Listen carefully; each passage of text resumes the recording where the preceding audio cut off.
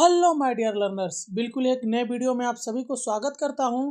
जैसा कि आप देख रहे हैं, थंबनेल में देखे हैं कि मैं एबीटीएस सोल्व लेकर आया हूं क्लास 12 के स्टूडेंट के लिए। सब्जेक्ट हो रहा है पॉलिटिकल साइंस। और ये जो एबीटीएस सोल्व है 2025 में जो अभी नया नया रिलीज हुआ है आपका एबीटीए, उसी को मैं लेकर आया हूं, सोल्व लेकर आया हूं। इस वीडियो में मैं आप लोगों के लिए एबीटीए के सेट 6 को लेकर आया हूँ। यदि आपको पॉलिटिकल साइंस का कंप्लीट पीडीएफ चाहिए जिसमें एमसीक्यू, एसएक्यू, एलएक्यू, एबीटीएस सोल्व सब रहेगा, या हिस्ट्री का चाहिए तो इस वीडियो के डिस्क्रिप्शन में मेरा व्हाट्सअप नंबर दिया गया है, वहां से जुड़कर कुछ टर्म्स एंड कंडीशन पर आपको पीडीएफ जरूर प्रोवाइड किया जाएगा। यह जो वीडियो होगा इसमें जो मैं एमसीक्यू और एसएक्यू सोल्व किया हूँ, ये हिंदी और इंग्लिश दोनों ही वर्सन में है। मैं हालांकि हिंदी वर्सन को लेकर चलूँगा, क्योंकि बहुत सारे स्टूडेंट कमेंट करते हैं कि सर प्लीज़ इंग्लिश वर्सन में भी आप करा दीजिए। तो मैं इसमें दोनों ही लैंग्वेज लेकर आया हूँ, लेकिन मैं हिंदी को लेकर चलूँगा। इंग्लिश वालों को मैं दिखा दूँगा, वो लोग वहाँ से समझ सकते हैं, कर सकते हैं। आप फटाफट वीडियो को लाइक कर दीजिए। आप वीडियो को लाइक नहीं करते हैं, जिसके वजह से वीडियो बनाने का मन नहीं करता है। कमेंट करके बताइए कि आप वेस्ट बंगाल के किस डिस्ट्रिक्ट से मेरे इस वीडियो को देख रहे हैं। साथ ही साथ यदि आपके किसी भी क्वेश्चंस का आंसर लगे कि गलत दिया हुआ है, कमेंट करके ज़रूर बताइएगा, मैं उसे वेरीफाई करके पिन कर दूंगा। ठीक है, हो सकता है कोई एक दो क्वेश्चंस का आंसर गलत भी हो सकता है।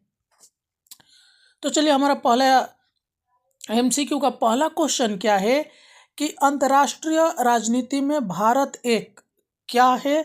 तो विकासशील देश है। अंतर्राष्ट्रीय संबंधों के विशेषज्ञ का कार्य है तो विश्लेषण करना। प्रॉक्सी युद्ध का उपयोग किस दौरान किया गया था? तो शीत युद्ध के दौरान।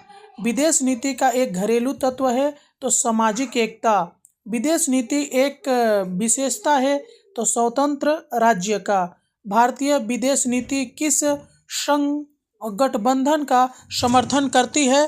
तो गुट निरपेक्षता का। संयुक्त राष्ट्र संघ का पूर्ववर्ती संगठन था तो लीग ऑफ नेशन। 1945 में संयुक्त राष्ट्र ने कितने सदस्यों के साथ अपनी यात्रा शुरू की थी? तो 50। सुरक्षा परिषद के अस्थायी सदस्यों का कार्यकाल है 2 वर्ष का। आर्थिक और सामाजिक परिषद के कितने सदस्य हर साल सेवानिवृत्त होते हैं? तो 1/3। भारत के राष्ट्रपति के चुनाव के लिए मतों की गिनती की विधि है तो कोटा। भारत के मताधिवक्ता को नियुक्त करता है तो राष्ट्रपति। भारतीय संसद का अभिन्न अंग है तो राष्ट्रपति। राज्य विधानमंडल का उच्च सदन है तो विधान परिषद। सुप्रीम कोर्ट के न्यायाधीश बनने के लिए न्यूनतम आयु सीमा है तो कोई आयु सीमा नहीं है।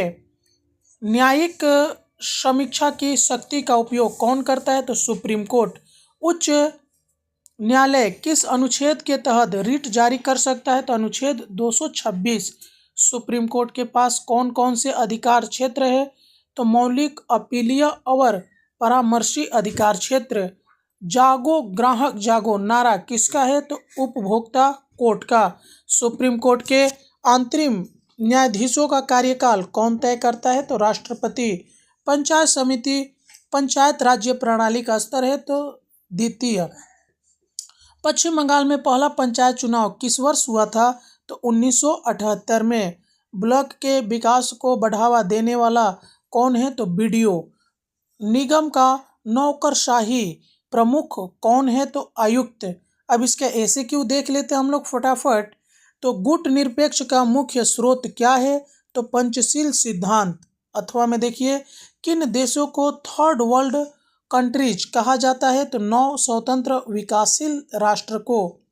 पेरेस्ट्रोइका का क्या अर्थ है?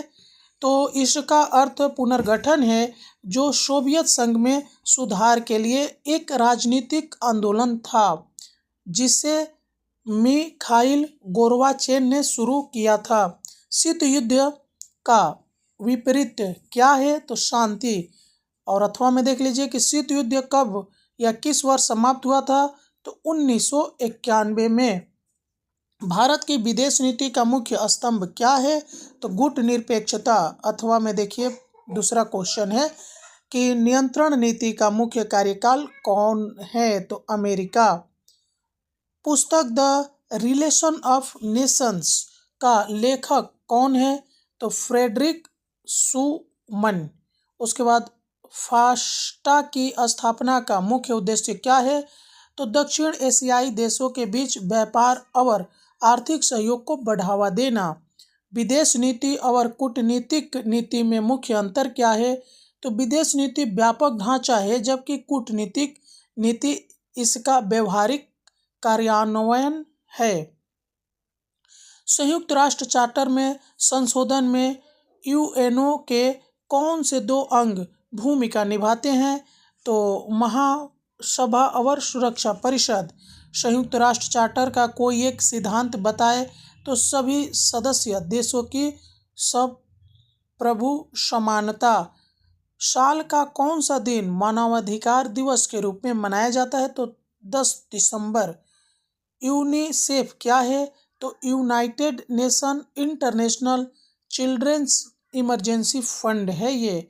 डुअल वीटो क्या है? तो सुरक्षा परिषद के अस्थायी सदस्यों की प्रस्तावों को वीटो करने की शक्ति। सुरक्षा परिषद के अस्थायी सदस्य देशों का चुनाव कौन सा संगठन करता है? तो महासभा।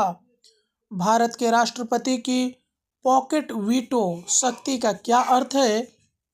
तो राष्ट्रपति किसी विधेयक को अनिश्चित काल तक रोके रख सकता है बिना इसे मंजूरी दिए या अस्वीकार किए।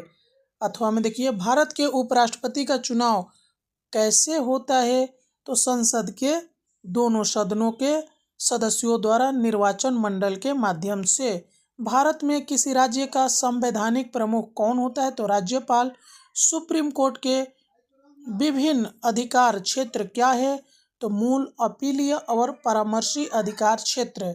अथवा में देख लीजिए जन अदालत के कार्यकाल क्या है? तो अनौपचारिक, शीघ्र और किफायती न्याय प्रदान करना। हम परिप्रेस्टेटिक या यात्रा अदालत कहाँ देखते हैं? तो लोक अदालत में। प्राचीन भारत की सबसे छोटी राजनीतिक व्यवस्था क्या थी? तो ग्राम संसद का गठन किसके साथ किया गया था? तो ग्रामीणों के साथ। नगर निगम का मुख्य कार्यकारी कौन होता है? तो नगर आयुक्त। ठीक है, तो यहीं पे हमारा जो है एमसीक्यू भी खत्म होता है, एमसीक्यू भी खत्म होता है हिंदी मीडियम वालों के लिए। अब इंग्लिश मीडियम वाले यहाँ पे देख लेंगे। मैं वीडियो को स्क्रॉल करते हुए ऊपर जा रहा हूँ, यहाँ पे इंग्लिश में भी इसको ट्रांसलेट किया गया है।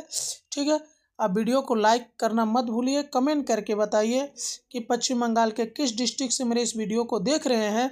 साथ ही साथ यदि आप इसका पीडीएफ चाहते हैं, हिस्ट्री और पॉलिटिकल का मेरे पास कंप्लीट पीडीएफ है हैंड रिटेन नोट्स से, तो इस वीडियो के डिस्क्रिप्शन में मेरा व्हाट्सअप नंबर दिया गया है, वहां से जुड़कर कुछ टर्म्स एंड कंडीशन पर आपको पीडीएफ जरूर प्रोवाइड किया जाएगा। ठीक है, तो चलिए आपको मैं स्क्रॉल करते हुए धीरे धीरे ऊपर लेकर चला जा रहा हूं। तब तक आप वीडियो को लाइक करिए। आपका एक लाइक मेरे को और एक वीडियो बनाने के लिए मोटिवेट करता है। कमेंट करना ना भूले। तो चलिए अब हमारा ख़त्म ही होने वाला है। मिलते हैं किसी और वीडियो में, तब तक के लिए जय हिंद।